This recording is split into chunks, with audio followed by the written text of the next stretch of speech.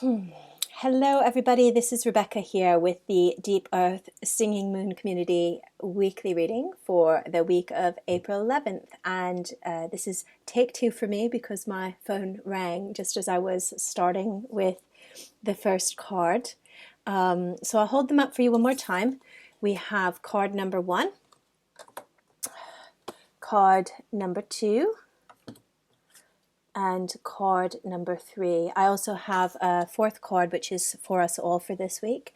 And remember that you can pick one card that you feel drawn to, or if you feel drawn to more than one, that is all good. So just follow what seems right for you.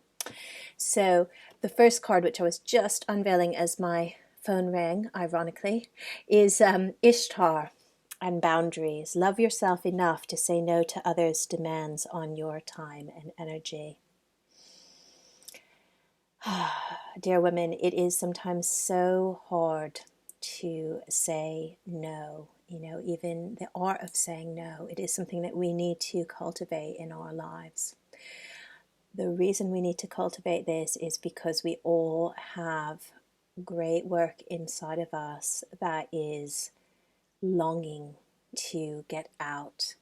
And when we are pushed and pulled in a million different directions, we don't have enough time, we don't have enough energy to carry that work through, whether that is our personal healing work and the centering of ourselves in our lives as women, as mothers, as partners, as friends, as daughters, or whether that is around bringing our own work into the world. And sometimes we can think, but I have so many responsibilities. How can I possibly, set boundaries around things like children, or, responsibilities to partners or to parents?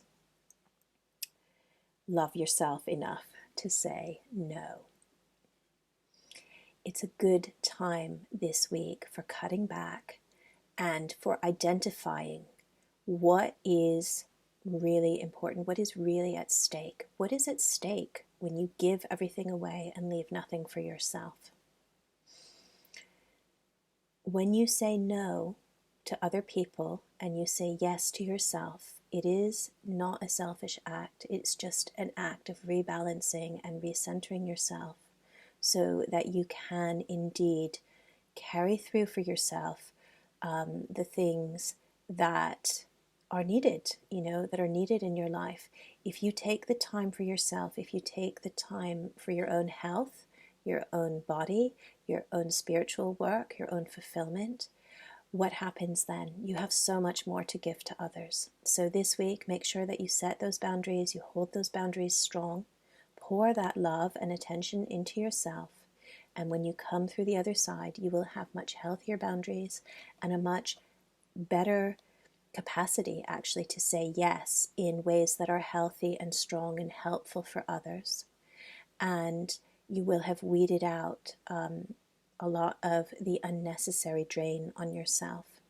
Now, alongside that, I'm going to observe sometimes we can feel guilty if we're saying no to people. There's a healthy way of saying no, and there's, of course, as with anything, an unhealthy way of saying no. If the people you are saying no to are adults and they are not, incapacitated parents or family members or, little children, and even with these people, it's okay to have limits.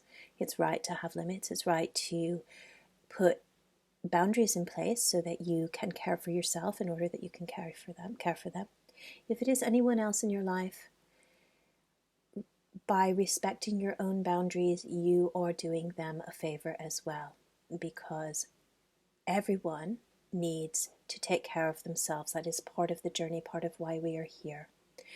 So as long as we are engaged in dysfunctionally supporting other people, dysfunctionally interacting with other people, we are not doing them any favors either.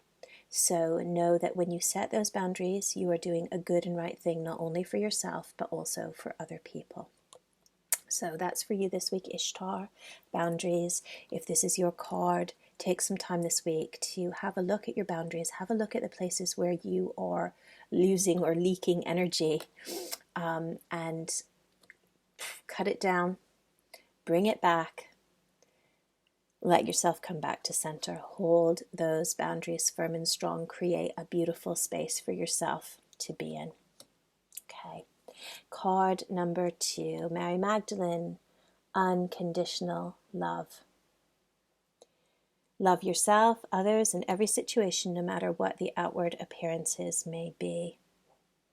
The message that I'm getting from this card today for you is that your job, your duty, your task for this week is to pour that unconditional love into yourself. To take every opportunity to look at every flaw, every dark place, every bit of wounding, every bit of pain, every place that you feel nobody could possibly connect with or love within yourself. Call it up like a little lost child and pour that love into it. I mean this very literally. You can do this in meditation. You can do this in journeying. You can do this by feeding your body. You can do this by caring for your body, giving yourself a massage, giving yourself beautiful things in your life, journaling, creating all of these things. But one by one, bit by bit, turn that unconditional love on yourself. Turn that unconditional love on every situation in your life that you can remember that comes up for you, that caused you to feel less than, that caused you to feel flawed, that caused you to carry pain forward in your life. It is the time now to work on these things. These things can be healed now. And if you need help with it, call on Mary Magdalene, call on your guides, and ask for help. If you can't see how to love those parts of yourself, ask to be shown how. Okay? So that is your job and your task for this week. Card number 3, Arakura blossoming. This is you if you've picked number 3. You are just getting started, so have patience with yourself and the process and do not give up. We've had her before. We must be very impatient. I know I can be. The message here really, again, is very much about having patience within the process, acknowledging where we are right now, and keeping at it, keeping at that process of growth and change, not shutting down because we are not at that full-fledged level that we think we would like to be at. How do we get to that fully fledged level? We get there step by step, moment by moment, by staying present with where we are right now in this time.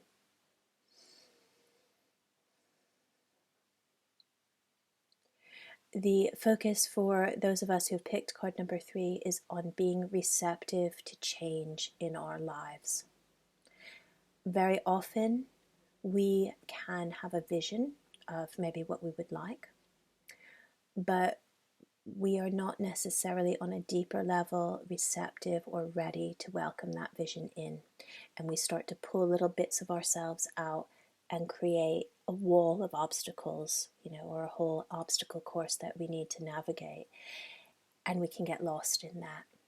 So the message that I get from this is, in this process of blossoming, this is a good opportunity this week to just stop, to acknowledge those obstacles that we place in our own path, and to be receptive to change, to start to shift some of those things. Be still, be very still, and be filled with light and joy wherever you are in this process right now. Because that light and that joy, that, whether or not you get to the end of the process, it doesn't matter. It's experiencing that light and that joy in this present moment that is everything. And when we experience it in this present moment, it clears the path. It leads us forward to the next thing.